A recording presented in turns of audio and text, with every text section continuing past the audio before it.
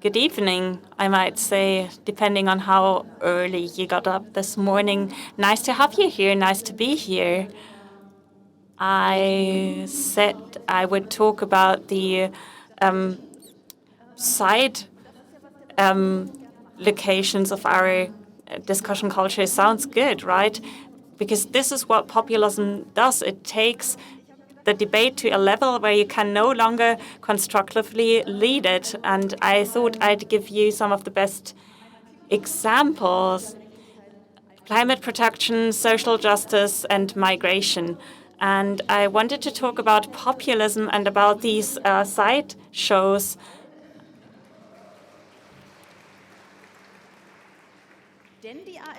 Because and I'll be ignoring the AfD. The AfD is a sideshow. We shouldn't be putting it in the center stage all of the time. Who of you knows what the letzte Generation political movement is doing at the moment? So 1, 2, 3, 4. So it's 4 of about 5,000 people who are sitting here. Isn't that remarkable? Because if I'd asked you this question 2 years ago, and I wouldn't have asked it because I've known it myself, then all of you would have known exactly where they were sticking at the moment. And I think that's a nice illustration of the dilemma of the letzte Generation political movement, or that they took on our behalf. I didn't know it. I didn't know what they were doing exactly. And yeah, a few months ago, I noticed I have no idea what letzte Generation is doing. They're doing things. They've given themselves a new name, which is neue Generation, the new generation, which is interesting. So they renamed themselves, and they're doing nice things like planting trees on tarmac, and nobody's noticing them. And I think that is a nice illustration of the dilemma. If you want to draw attention to a topic that people hate, you don't have many possibilities. And one possibility is what letzte Generation did: disturbing people until you have their attention. The bad thing is it makes them angry, and that's not really helpful. And it turned out that it didn't work. Letzte Generation themselves were not able to draw the debate away from the sideshow of protest back to the actual issue, which is climate change. So they didn't succeed.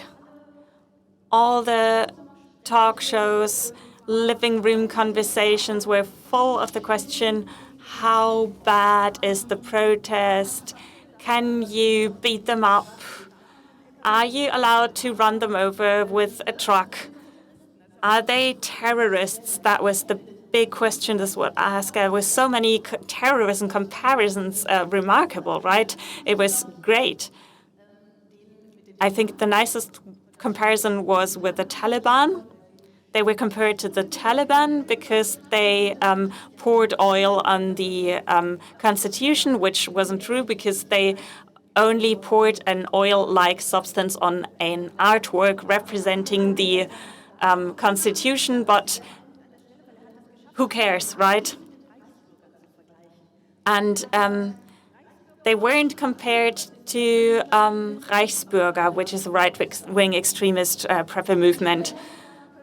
So he could have said Reichsbürger and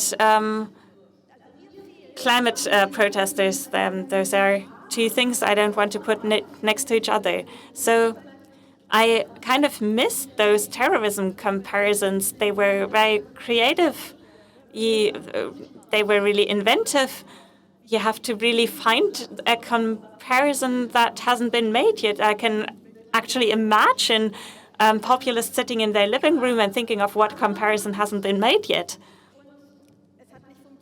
Anyhow, It didn't work. The debate didn't end up where it should be at climate protections, but maybe now they've stopped gluing themselves to streets. I think it's a good thing they stopped that. Don't misunderstand me. I think they should have stopped when there was this issue where a cyclist was run over and the ambulance couldn't reach her, and it was debated whether that was because of the climate activists, which actually wasn't the case. But yeah, I think it's a good thing they stopped, but now they don't make people angry anymore. They get no attention at all. We're not listening to them at all.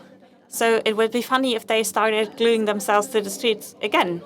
If they said, hi, all right, people, you said the protest forum is bad, do something else. Now we are doing something else.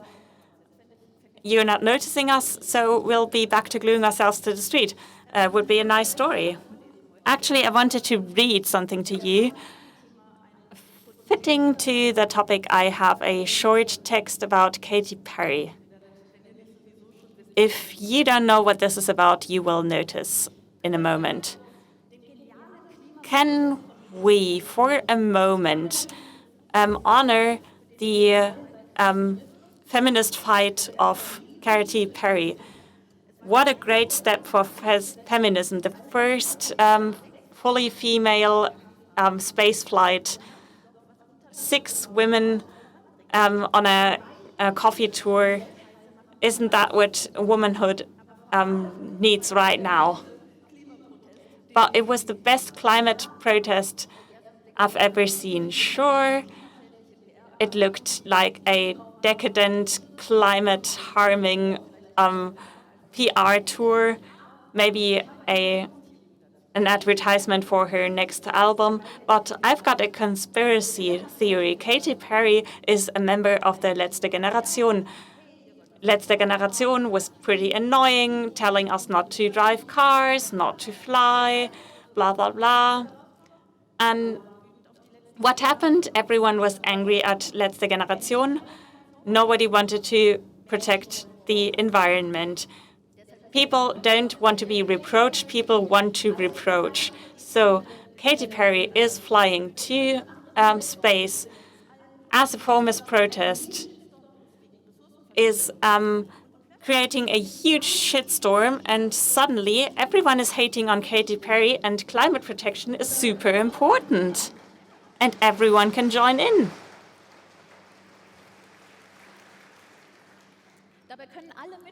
Everyone can go and join.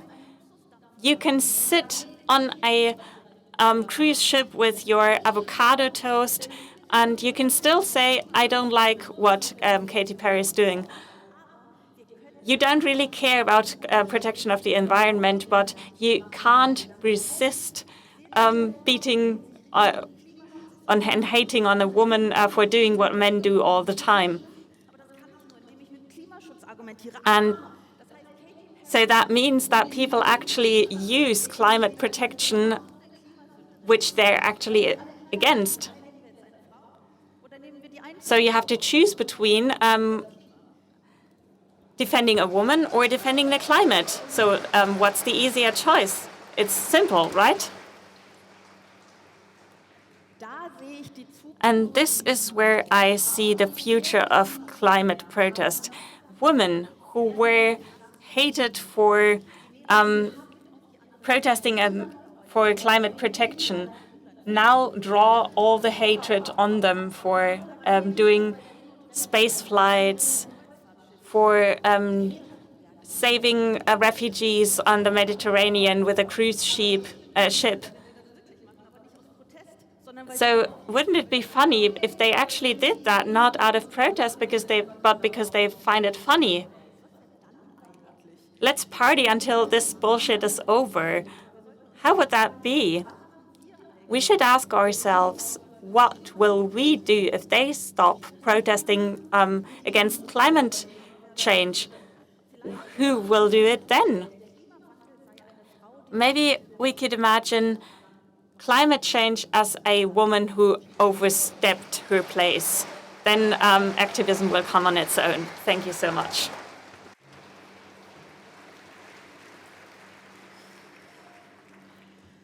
So much for climate safety. I wanted to talk about social justice. I tend to produce bad mood on people. You wouldn't say that, yeah. Well, when it comes to that, I want to talk about Christian Lindner. It's a German politician. I'm not sure about the topic making you bad mood or the guy, but I combined that. I wrote something on it. It's quite long, actually. I have never read that in a long version, but I'm doing it right now. About 3 months ago, I met Christian Lindner. He was still a politician. Well, shortly after, he wasn't anymore.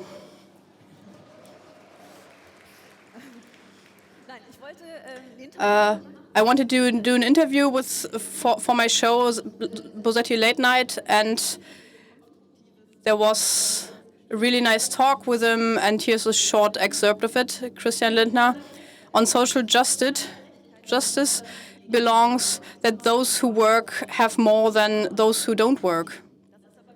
But that's given. No, it's given, yeah. No, it's not given. Yeah, it's a given. No, it's not given. Do we want to go on like half an hour and goes on and on and on, like small children battling over something in the sandbox?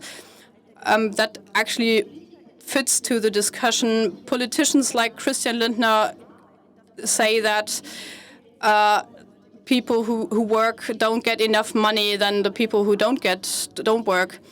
But politicians like Christian Lindner always put it into the room, but even though Christian Lindner, when we had this talk, he draw back to details. He said the IFO Institute, a lot of institutes made these calculations, and they proved them wrong. And you can actually talk about how bureaucratic all these things are, and that you shouldn't. Well, the wage gap shouldn't be hidden. It's but more interesting is that, yeah, you shouldn't stop hoping. But the more interesting was that something actually happened that I criticized due to misinformation. I had to discuss about the things about the most. Well, the injustice in our society is hidden in the crack between those who have and who don't. Just look at the debate about unemployed people who just don't want to work. Friedrich Merz said in June 2024, Bürgergeld, like unemployment, is it's like the basis for a good life. Well, so many people are just resting on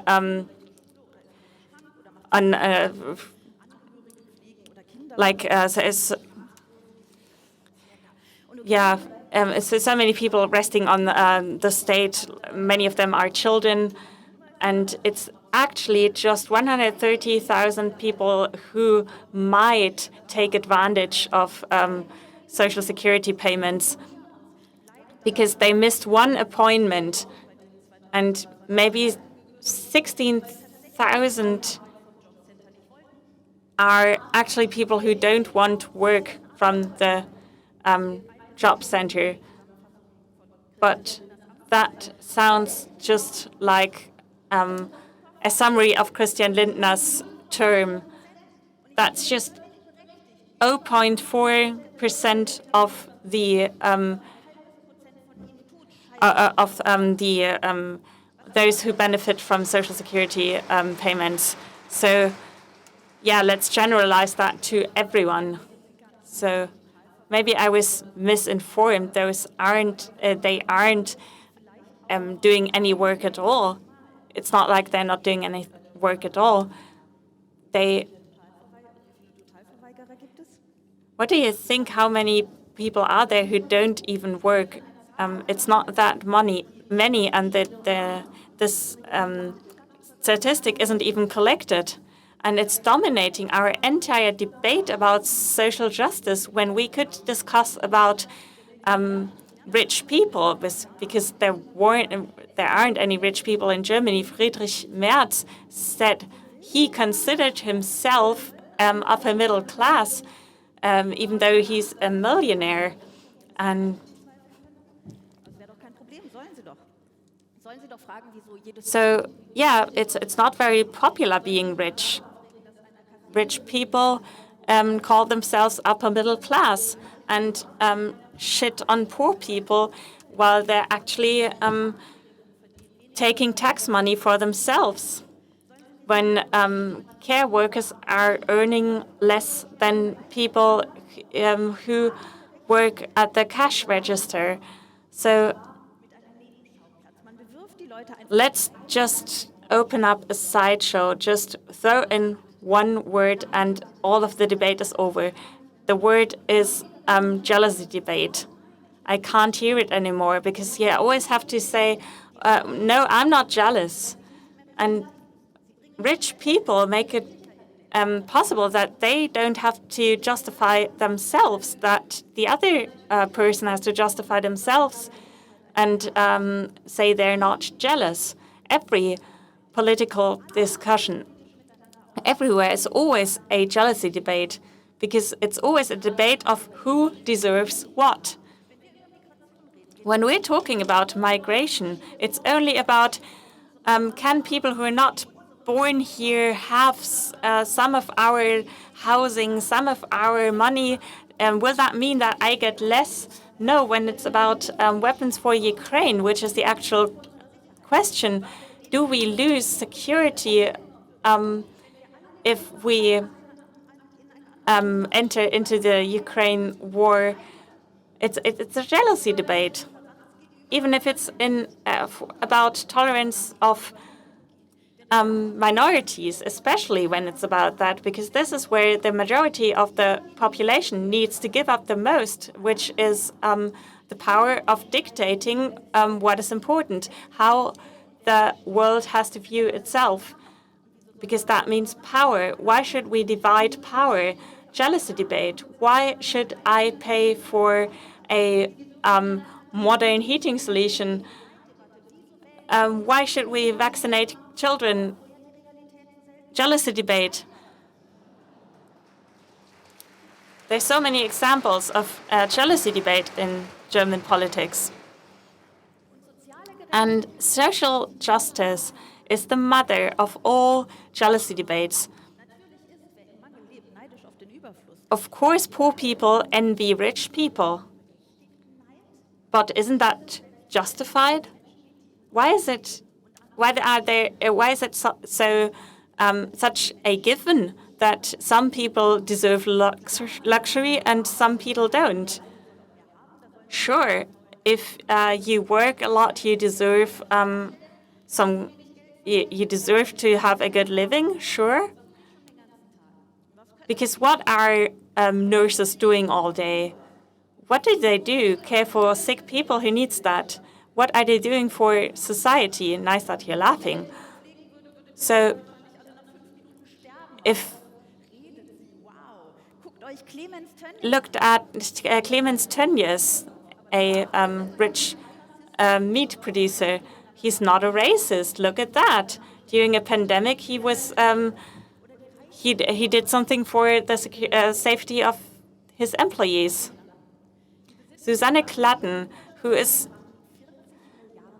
in possession of 40 billion euro together with her brother. And, well, what did they do for that? They have a rich father. That's, they deserve it. Then there's a person who donated millions of euros for CDU and FDP, which are the social justice parties, as everyone knows. And in 2019, in an interview with the Management magazine, she said, Justice is when everyone can have the same opportunities. Our potential is having inherited and developing it. My brother once said, who wants to exchange places with us?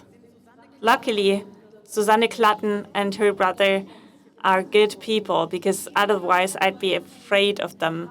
The 10 richest German families share a wealth of 226 billion euro. If they were to decide, okay, 1 billion is enough, 1 billion will make it with that, they could say,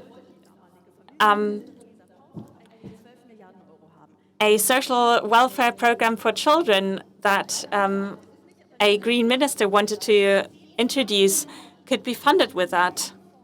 10 million euro in Germany could fight child poverty in Germany for the next 80 years, just like that.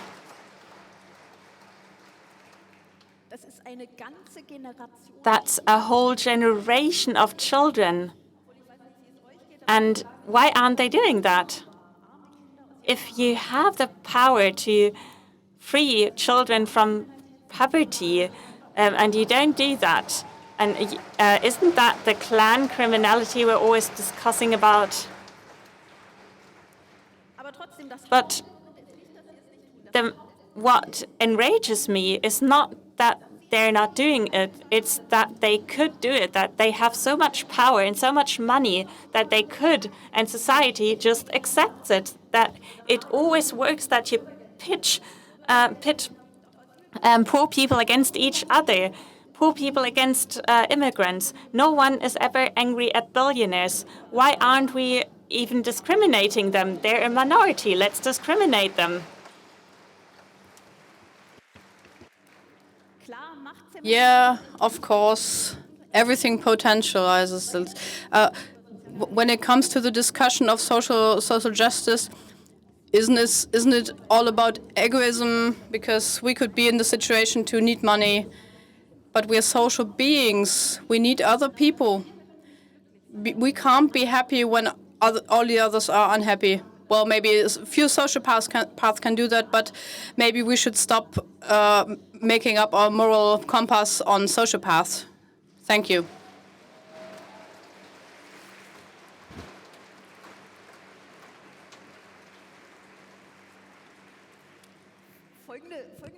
The following situation, I wanted to talk about migration.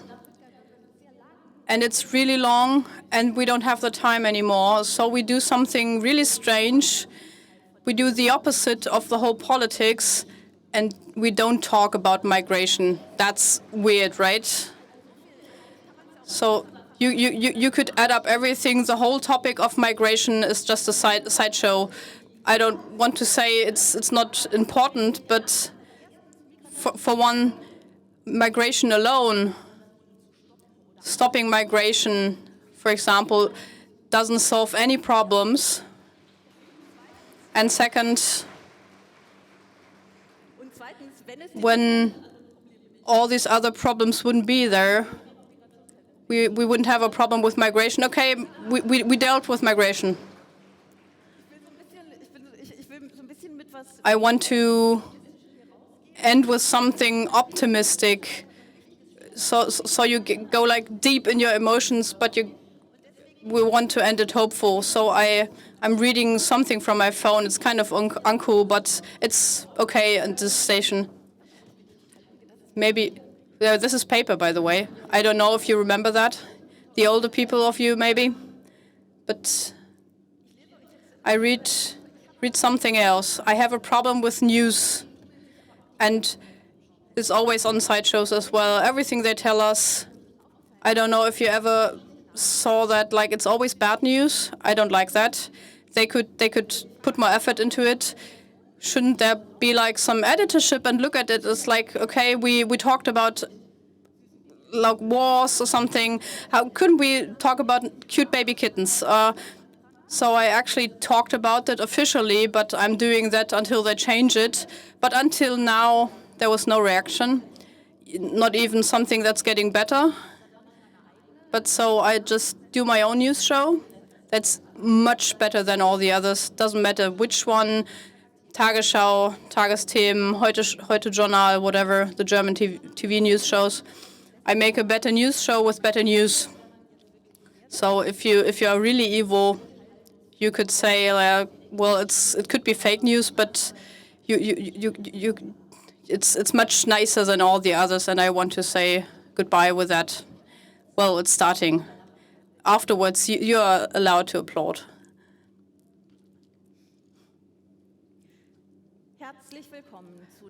Welcome to the best news. Elon Musk lost all his money when he mentioned something right-wing and got rid of all the customership from Tesla and couldn't make the Make America Great Again community. And it seemed way too woke. After Donald Trump added new taxes, EU and other countries made their own taxes on the populism. The worldwide dealing with Trump products, for example, in Germany, the AfD split up. The world found a way out of weaponizing. Every government is just consequently sanctioned. They have to form a government with Christian Lindner. Distribution of the 500 billion extra money that was taken out of the household despite a budget block is used against child poverty and against billionaires. Barack Obama won the Nobel Peace Prize, not because he deserved it, but because the committee wanted to piss off Donald Trump.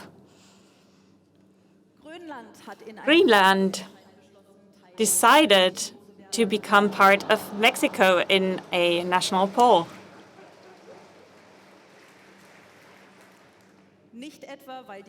Not because there is so much connection between the two countries, but because the population decided that they wanted to piss off Donald Trump. One last news. Former economic minister Robert Habeck turned into one of his metaphors and lost himself in an interview. The search went on for weeks. That's it with the news. Goodbye. Thank you very much. Thank you for listening. Goodbye.